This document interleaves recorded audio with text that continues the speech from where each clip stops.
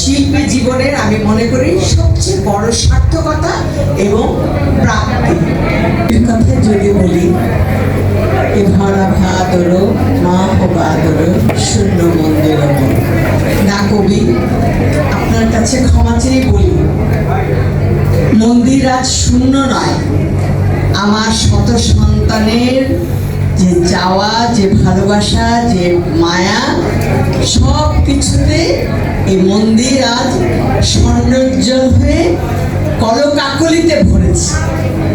আমি একজন সুখী মা।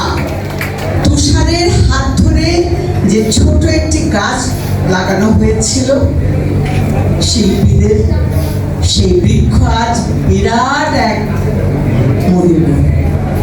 এখানে আমার শত শত ছেলেরা মেয়েরা এসে একত্রিত হয়েছে। শুধু একত্রিত না, তাদের আসার স্থল, তাদের ভালো লাগার জায়গা। আমার সবচেয়ে ভালো লাগছে যে আমার একটা ঠিকানা আছে এবং আমি একজন শিল্পী। আমার যে কোনো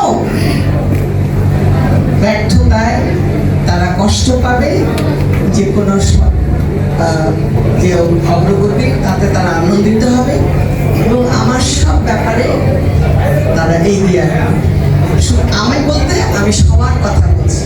এই তৃপ্তি নিয়ে, এই আনন্দ নিয়ে আমি জীবনের এই শেষ প্রান্তে এসে পৃথিবী থেকে যেতে পারছি, এটাই আমার শিল্পী জীবনের আমি মনে করি সবচেয়ে বড় সার্থকতা এবং প্রাপ্তি।